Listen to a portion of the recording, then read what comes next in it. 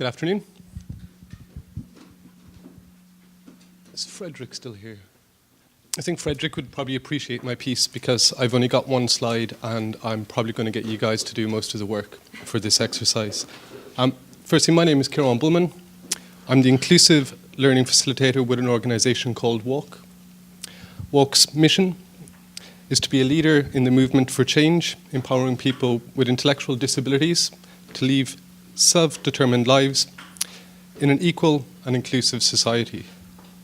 I'm on WALK's real-life training team, which I feel is the epitome of the social model in action. If I have time at the end, I'll probably play a video about RLT, but I don't really have time necessarily to get into it right now, I'm afraid. So today I'll be speaking on inclusive education for persons with intellectual disabilities and the why not of participation in higher education. I hope this exercise will be insightful to some. Above all, I hope this will be a fun end to the conference. I recently ran this workshop with some social care students, and it neatly illustrated the need for person-centered plans and the uptake of UDL for equitable participation. It's been an interesting 2 days, and I've learned a lot. So this piece will require some participation from all the tables. It'll take about 15 minutes, and I hope then at the end to sort of have a small discussion on the impact of the exercise and how it's made people feel. So within WALK, my role is to provide students with intellectual disabilities who attend higher education to be supported and to engage fully in inclusive learning experience alongside their non-disabled peers, as well as to engage in the melee of college life and achieve accreditation at the level which they finish at. Presently, we have 2 students at a kind of QQI level 6 and a QQI level 7. This also includes the development of capacity and natural supports within the colleges themselves. In addition, it's become apparent that there are barriers to attending third level education for ID students. And I hope that with cooperation from different agencies and bodies, we can begin to dissolve the barriers for a fully inclusive higher level education experience nationally, from access routes to transition plans to fiscal supports and the uptake of alternative forms of assessment. I guess fundamentally my core goal is to provide a platform and to facilitate higher ambitions in higher education. I'm kind of going to ask the room this question, but who do you feel can go to college? This conference has been very slow for people to kind of give feedback from the room, and I'm guilty of that. Yes? Anyone, exactly, right? That seems, simple. Anyone who wants to. Well, yes, yeah. Too much pressure to make people go. So sort of over the last 2 days, we talked about the why, but actually it's the kind of who is also important. And the answer I usually receive is anyone, but that's not actually the case because the access routes are blocked. Now, to be honest, this piece isn't about the barriers into higher education. But inclusive education for people with intellectual disabilities does, like Paddy mentioned in the talk that was on in this room earlier, it challenges kind of traditional perceptions of who's entitled or who's able to go to higher education. So what is inclusive education then? The definition is that inclusive education brings all students together in one classroom, space or community, regardless of their strengths or weaknesses in any area, and seeks to maximize the potential for all students, as Paddy also sort of touched on. For this to be realized, we need a culture shift. As we moved away from the age of institutionalization, where it was thought that people with intellectual disabilities could not learn, moving on to the age of sort of segregated education and integrated education with the use of SNAs, to inclusion. Now, higher education with or involving ID students is a relatively new concept in Ireland. So how can we do this? Well, often the style of teaching and assessment on a particular course may be, unintentionally, exclude people with certain disabilities who may otherwise participate in that program. While maintaining academic standards, alterations can be made to both the delivery of the course and the methods of assessment. This is far easier said than done and requires buy-in from module tutors to management. Fundamentally, inclusion is a commitment to educate each person, regardless of their abilities, together, and recognises the right to education for all.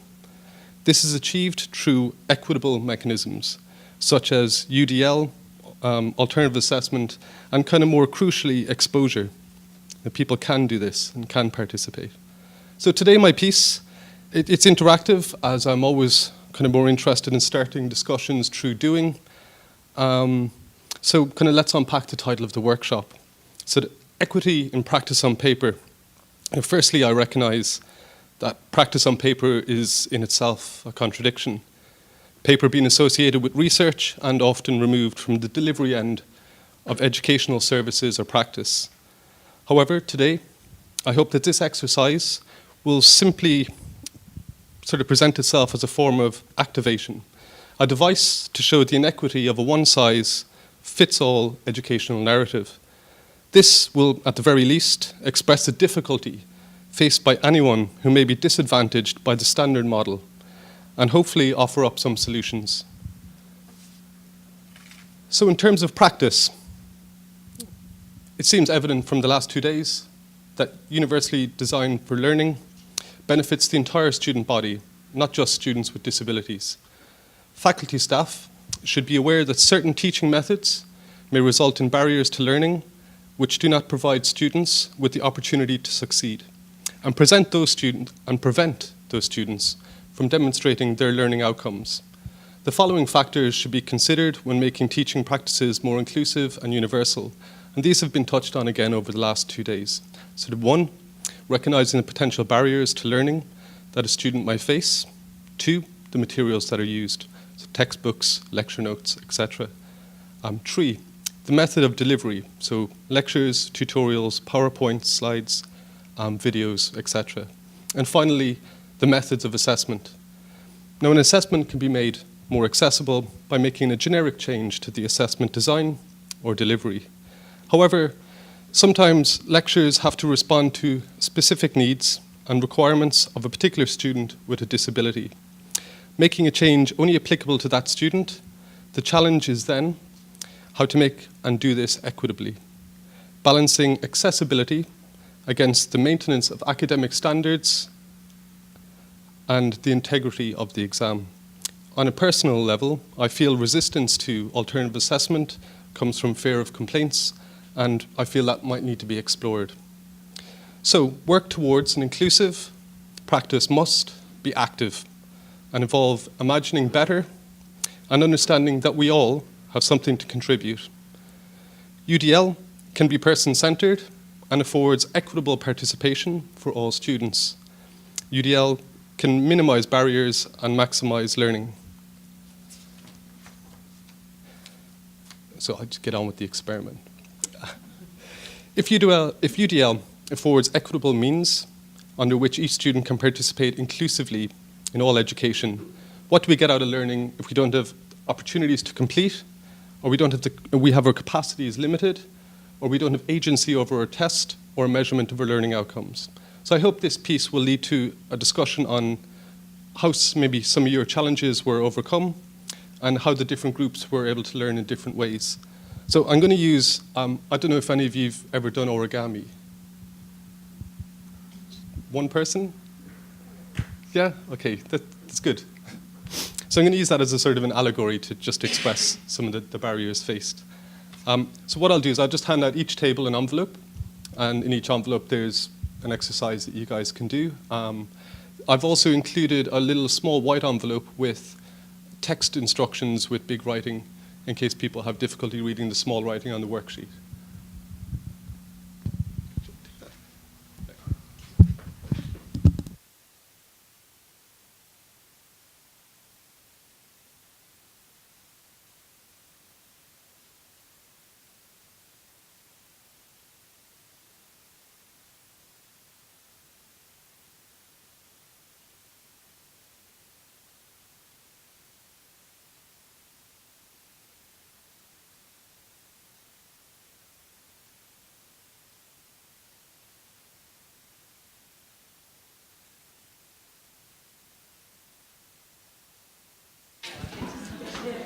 So I'd suggest for this exercise potentially finding a buddy if you need any assistance in just participating in the origami.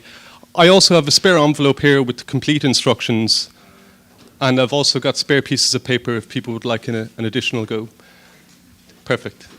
So you guys can begin, and I'll start coming around and have a chat, and then I guess sort of in about 10 minutes we'll reflect on what's happened. Okay, thank you.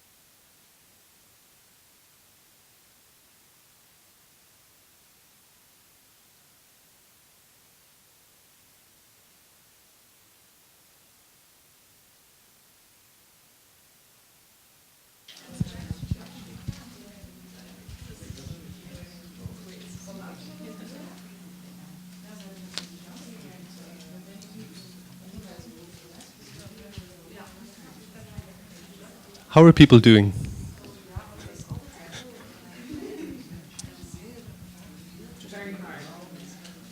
Would you like one more minute to complete the task?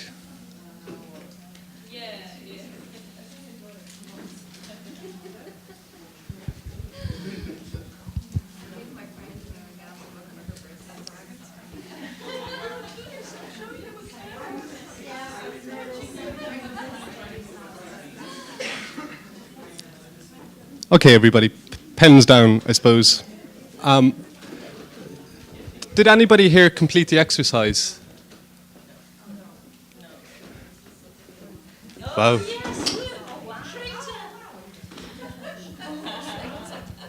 That's amazing. You get a prize.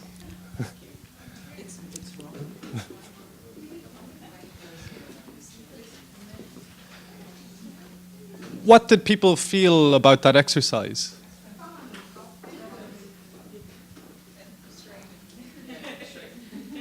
It's nice to finally do something. Okay. Yeah.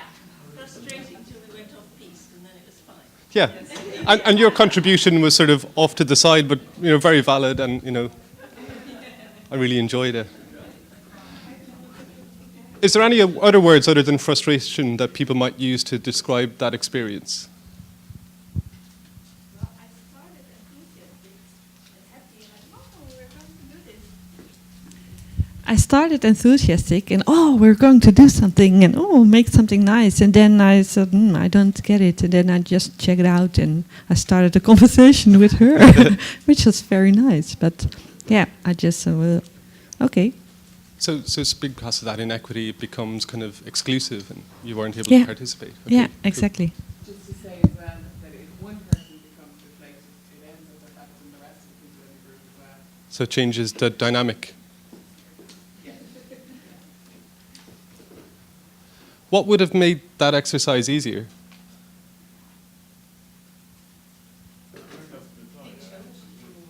Demonstration, an intervention. Yeah. So some of the principles maybe from, UDL, right? That could have worked. And also, I also do recognize that doing exercises sort of on paper like that does exclude some people already, who mightn't be able to do that. So I guess in conclusion, I've kind of got a sense from speaking to people over the last 2 days that inclusive education and UDL is kind of trickling down from the institutes and the universities. This is sort of diametrically opposed to the way integrated education in Ireland flowed up from the primary schools with the use of SNAs. I guess the key difference is that UDL is working differently over working harder. That the implementation of that is a challenge, and that's been discussed a lot over the last 2 days.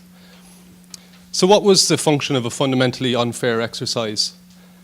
Well, if you were to take away one idea from today, I would like it to be that equity is the key to a fully inclusive, fully universal culture. UDL and buy-in from the institutes will be a platform for this culture change. As Katie said yesterday, to effect change, start with the why. And so that paradigm shift, history has shown us, has always begun in the colleges and universities. Thank you.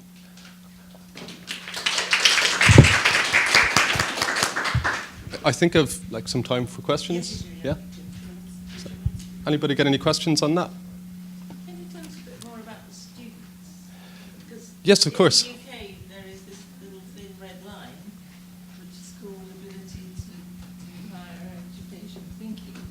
And we have some wonderful arts groups where people are working together, and then some of them go off to university and some of them don't. Yet they're acting at the same level. I'm thinking of the chicken shed. So, for the students that I support, and certainly within real life training, it's a 4-year program. It's a little bit like the kind of the CCL courses here, but it's run by Walk, which is an agency, and it's about helping them live sort of self-determined lives. It's person-centered at the beginning, and they do sort of anything they want in terms of activities.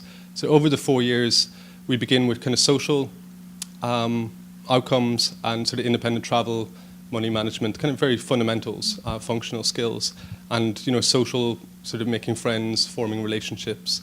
And then sort of as the 4 years go on, the program kind of ramps up towards employment and education, and sort of can scale down the kind of social outcomes because that's already happening, and natural supports are there.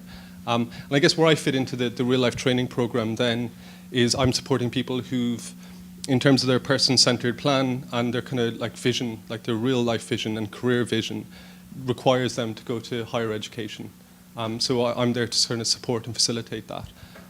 So far, and because there's no real, top-down and I'm, government level down kind of requirement for people with intellectual disabilities to go to college, there's no supports. In a lot of colleges, Down syndrome, autism isn't a box you can tick in the disability office, so our students don't have access to the disability office. So they're supported by us internally. And again, this is what I was kind of speaking about earlier in terms of building the capacities for the colleges to be able to do this. But really, I think it's because people with intellectual disabilities haven't had the opportunity to go to college. And you have a chicken and an egg situation. It's like, why would the colleges provide supports if there's no requirement for them to do so? Because there's no interest. And I guess that's a culture shift, and that just takes time and fundamentally exposure. So it's just people kind of pioneering it and doing it. But Stephen and Ziad, who are studying at the moment at level 6 and level 7, are doing it with some classroom supports and some accommodations, but it's all still a local arrangement and nothing that could be rolled out in any really, really meaningful way to be inclusive to everybody who wants to do it. I don't know if that's answered your question. I did talk a bit on real life trading, though, yeah. But any other questions? Yes. Well, actually, not a question. Just to share about what you said right now. We have 2 programs right now in Israel. One is called the Academic Friending, where we have students with cognitive disabilities, intellectual disabilities, and other disabilities take classes with, in our college, OT students. So for the OT students, it's part of their required classes. And for we call them like colleague students, it's really an experience of trying to go into an academic class with the supports around. It started on a very small scale, and now we have all our OT students. We have 4 classes like that, and we have all our OT students. They have its requirement, and they have to go through a class like that. And we actually saw already that there are a couple of the colleague students that are now starting to go into like the general programs. So I think what you said about not having the opportunity, it's like opening up the first step. I think that's a key. Yep, I completely agree.